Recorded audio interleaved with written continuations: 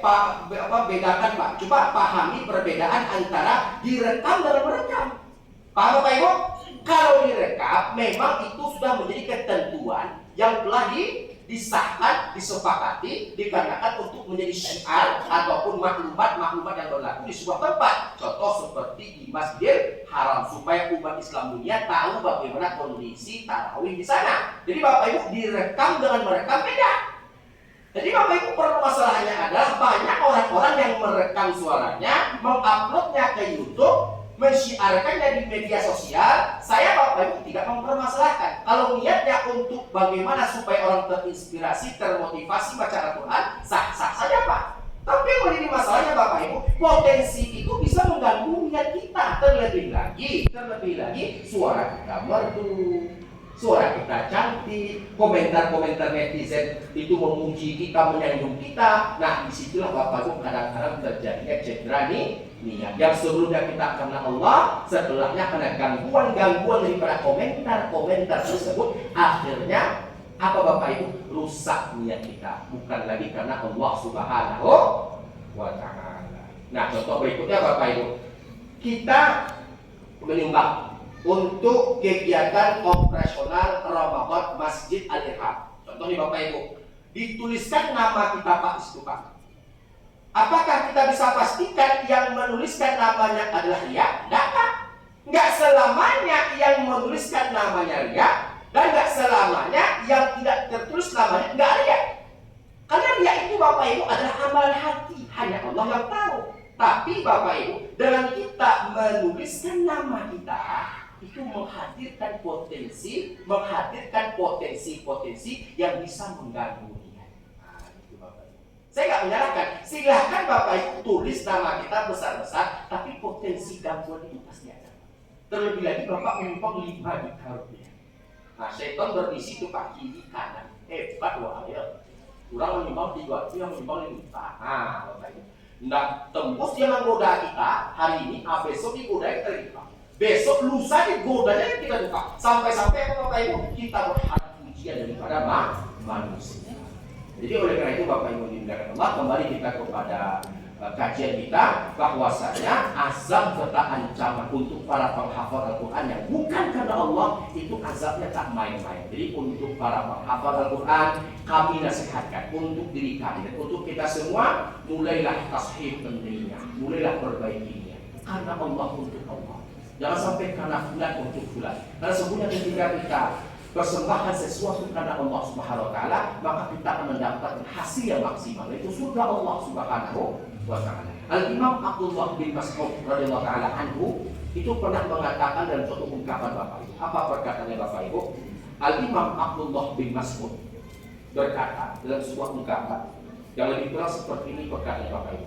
Kami kan, Abdullah bin Mas'ud menunjuk dirinya, kami adalah kaum, kami adalah generasi yang Allah persulit dalam menghafal Al-Quran, tapi Allah mudahkan dalam mengamalkannya. Maksud sulit di situ Bapak Ibu apa? Kami adalah kaum, kami adalah generasi yang Allah persulit dalam menghafal Al-Quran, tapi Allah mudahkan dalam mengamalkannya. Jadi Bapak Ibu, zaman sahabat ketika mereka menghafal Al-Quran, terlebih lagi ketika itu Al-Quran belum terkumpul dalam satu mushaf, Al-Quran ketika itu terserak-serak Bapak Ibu di berbagai macam tempat. Zaman Nabi itu Bapak Ibu, sahabat Nabi, kanu idza ta'allamu 'anil Nabi sallallahu alaihi wasallam 10 ayatin lam yujawizu hatta ma ta'allamu wa fiha min ilmi wal amal. Enggak semua sahabat Nabi yang hafal Quran, Pak. Enggak semua, Bu. Jangan kira Bapak Ibu semua sahabat Nabi itu hafal Quran. Enggak semua sahabat Nabi yang hafal Quran, tapi dapat dipastikan semua sahabat Nabi mengamalkan isi kandungan Al-Quran. Nah, ini gitu Bapak Ibu. Jadi enggak semua sahabat Nabi yang hafal Quran, tapi semua sahabat Nabi dipastikan mengamalkan isi kandungan Al-Quran. Jadi sahabat Nabi itu Bapak Ibu, metode penghafalan Al-Quran yang diajarkan Nabi kepada sahabatnya, mereka belajar Al-Quran ke Nabi itu Bapak Ibu 10 ayat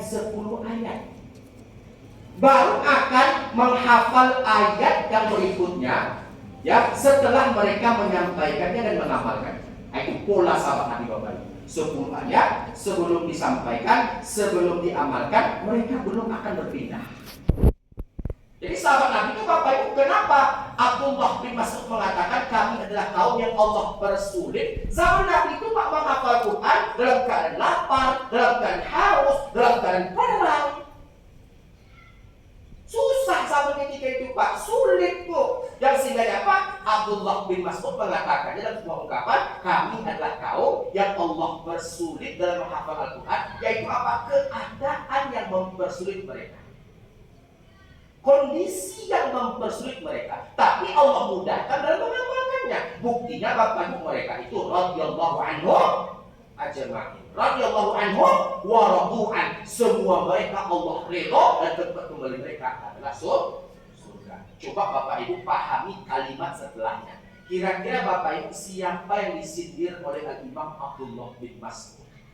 Adapun orang-orang setelah kami, adapun kelompok setelah kami, adapun generasi setelah kami, mereka Allah mudahkan dalam menghafal Al-Quran, tapi Allah persulit dalam mengamalkan. Kira-kira siapa Pak yang disindir oleh Imam Abdullah bin Mas'ud? Siapa Pak? Adapun kaum setelah kami, kelompok setelah kami, generasi setelah kami, Allah permudah mereka menghafal Al-Quran. Allah berikan kemudahan mereka untuk menghafal Al-Quran, tapi Allah persulit mereka dalam hal siapa kira-kira? Siapa kira-kira yang disindir oleh Imam Abdullah bin Mas'ud? Saya. Yang disindir oleh Imam Abdullah bin Mas'ud Bapak Ibu demi Allah saya. Dan orang-orang yang segenerasi dengan saya. Saya akui Pak, yang disindir adalah saya. Saya merasa Pak, menghafal Quran sama sekarang Bapak Ibu gampang Pak. Kalau Bapak Ibu nggak percaya, coba tanyakan kepada santri-santri Taufik Pak. Mereka bisa menghafal 2 lembar Al-Quran satu hari, betul? Betul? Betul para santri? Berapa target kalian satu hari dalam menghafal Quran? Berapa lembar? 2 lembar, 4 halaman? 5 halaman. 5 halaman Pak? Nah, nampak Bapak Ibu 5 halaman? Bisa mereka Pak. Tapi apakah bisa kita pastikan mereka mengamalkan? Nah, wallahu a'lam bishawab. Dijawab langsung Bapak. Jadi Bapak Ibu yang disindir oleh Imam Abdullah bin Mas'ud adalah kita, saya, kita semua. Allah berikan kemudahan dalam menghafal Al-Quran. Bapak Ibu zaman sekarang, pondok pesantren tahfiz Al-Quran, makannya berapa kali sehari? Nah, berapa kali Mas? Di samping Al-Irham saya perhatikan ada pesantren. Nama pesantrennya apa?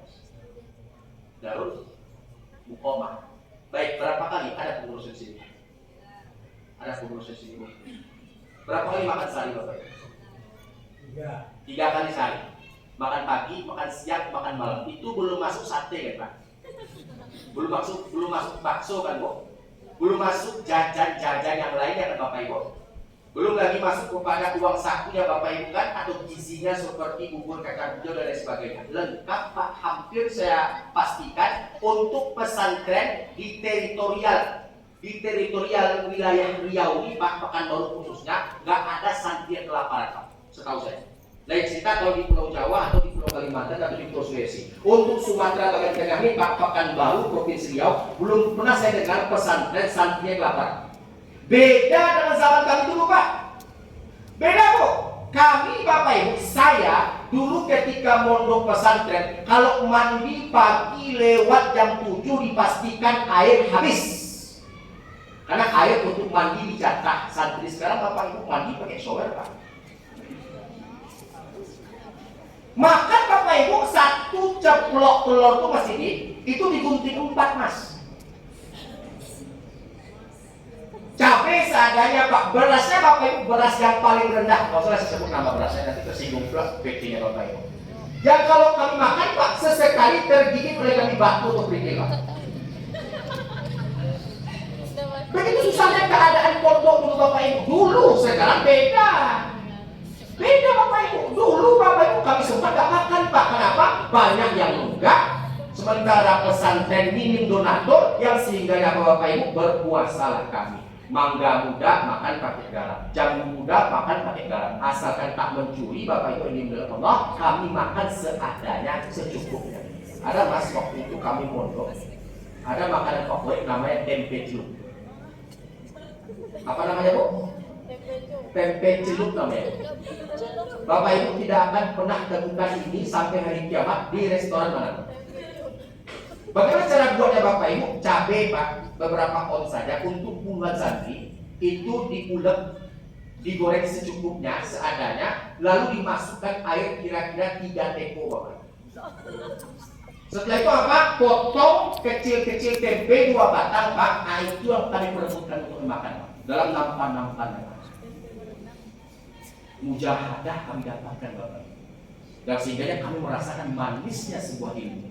Zaman sekarang Bapak Ibu, HP ada, jajan ada, uang saku ada, makan 3 kali sehari, sakit sedikit pulang Ustazah.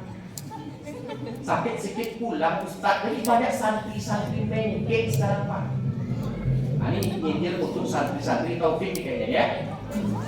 Ya, nggak boleh mengke, nggak boleh mengke. Apa arti mengke? Apa arti mengke Pak? Apa arti mengke itu?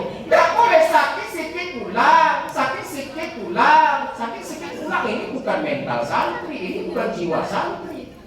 Santri itu Bapak Ibu hampir mati baru pulang.